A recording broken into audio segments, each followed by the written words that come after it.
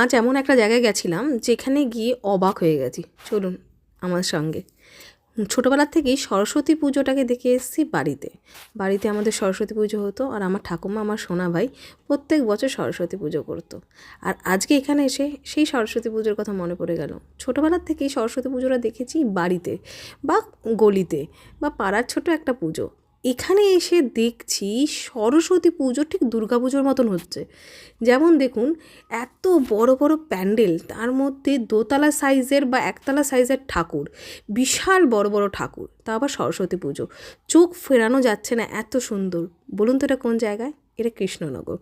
হ্যাঁ, কালকে গেছিলাম কৃষ্ণনগর, সেখান থেকে গেলাম শান্তিপুর।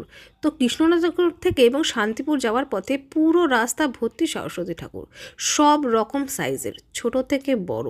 চোখ ধাঁধা পোড়া। আর সরস্বতী ঠাকুরের মূর্তিগুলো একটু দেখুন, চোখ সরানো যাচ্ছে না, নানান রকম রঙের এবং নানা রকম কারুকার্য। এই সরস্বতী ঠাকুরের পুজোর সময় না অনেক জিনিস মনে পড়ে যায়। ছোটোবেলায় যখন আমাদের বাড়িতে সরস্বতী পুজো হতো, আমাদেরকে বাড়িতে মা একটা করে মুড়ির মোয়া দিত বা খইয়ের মোয়া।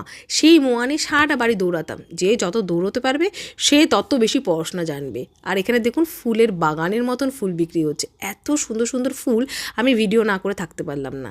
যাই হোক, স্কুলের স্মৃতিগুলো আরও মধুর। সরস্বতী পুজোর সময় যেমন নিমন্ত্রণ করতে বেরোতাম আমরা স্কুলগুলোতে, এবং তেমন আমরা ঠাকুর কিনতে বেরোতাম। সেই স্মৃতিগুলো কোথায় যেন মলিন হয়ে গেছে। আজকে সরস্বতী ঠাকুরের ইমেজটা একটু অন্যরকম। এই বড় সরস্বতী ঠাকুর